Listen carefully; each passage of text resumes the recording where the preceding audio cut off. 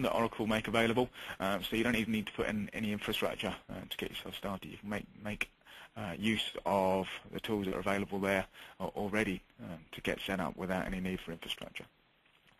Very easy to deploy. It's entirely web-based, so it's just purely a browser on the desktop. So it makes the rollout to the end users very simple and very rapid.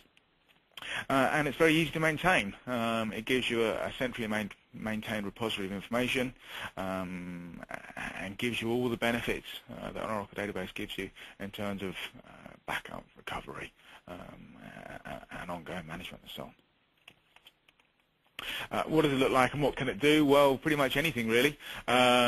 We've worked with customers to develop all kinds of applications, from simple data entry forms, data validation, business processes.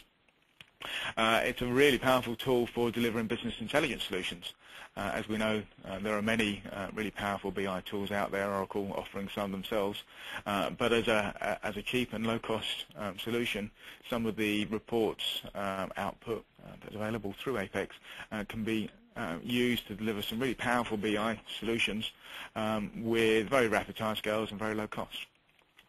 There's all sorts of tools and widgets available within the tool, calendars, list of values, pop-ups, calculators, that give the end user a nice rich interface, make it nice and flexible for the users, and make it a nice and easy tool to use. From a security point of view, which is absolutely key, it's got all the power of the Oracle database associated with it. It can be used for single sign-on, LDAP integration, and all of the underlying Oracle tools can be used, such as Oracle Database Vault and Audit Vault, for instance, to secure all the data that's in the database. And the visualization tools that are available to the end user make it really appealing. Got some just examples here of some of the different types of outputs that can be generated from Apex, be it graphs, charts, Gantt charts, data entry forms, interactive reports, a wide range of tools that are available, all of which can be deployed using wizards and simple design principles. So it's very rapid development of very rich user content. In terms of deployment, the application has been used by some huge organizations within Oracle itself. Ask Tom, which many of you will be familiar with, is based on Apex. Oracle Store is also based on Apex. And there are a huge number of case studies of really large-scale deployments that have been successfully made using Apex. It sounds great. If only there was a way that we could leverage the existing investment that users have made in their Forms applications and migrate those applications onto Apex, then it would tick all of our boxes for us. Fortunately, there are some tools that allow us to do that, and I'm going to hand over back to Alistair now to talk us through those tools.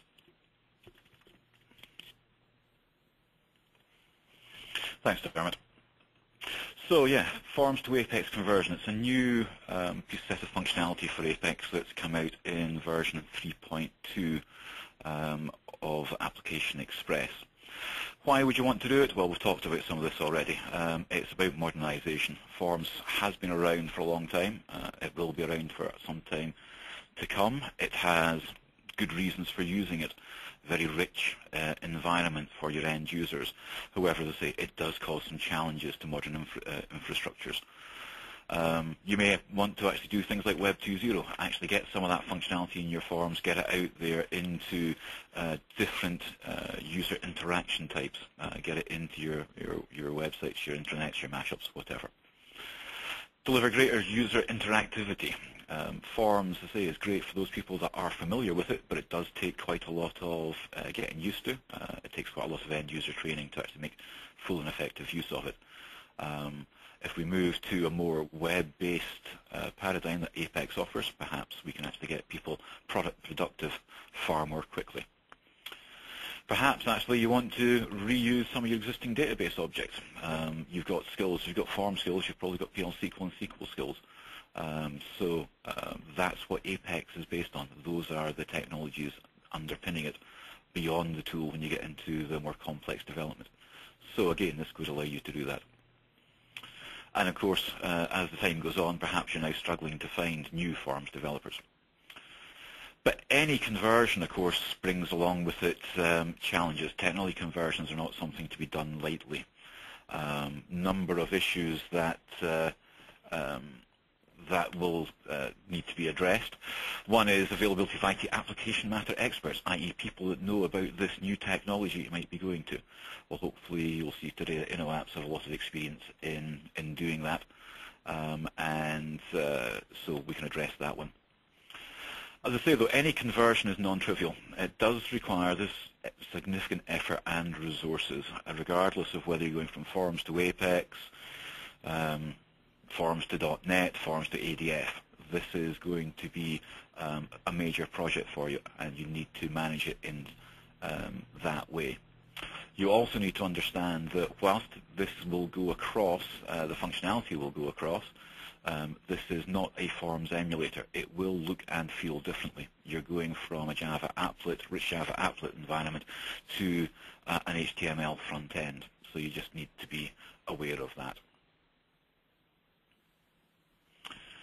So what's actually involved in doing this? How do you actually get there?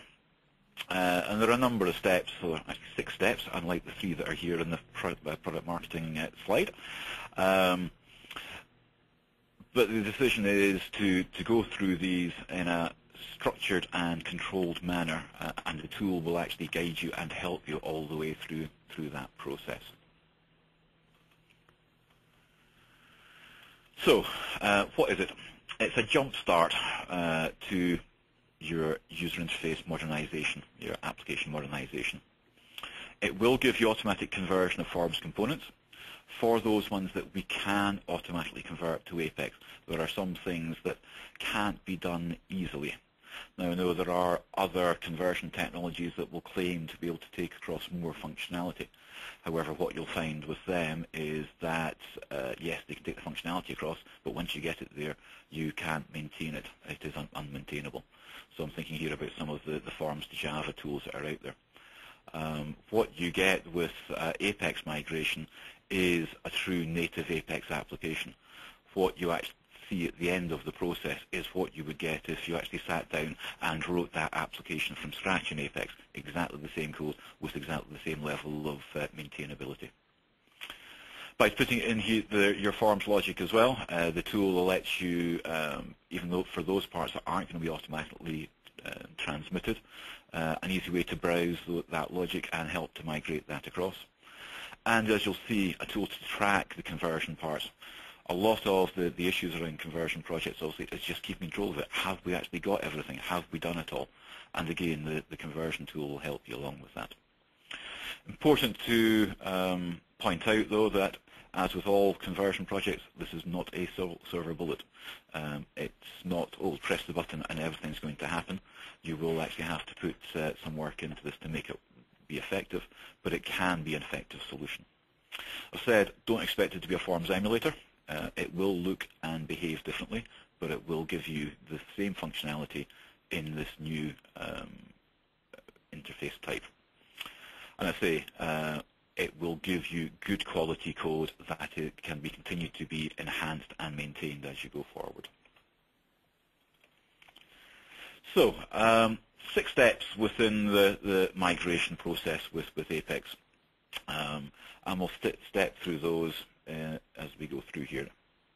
So the first thing is to take your existing Oracle Forms artifacts and convert those to a format that Apex can understand.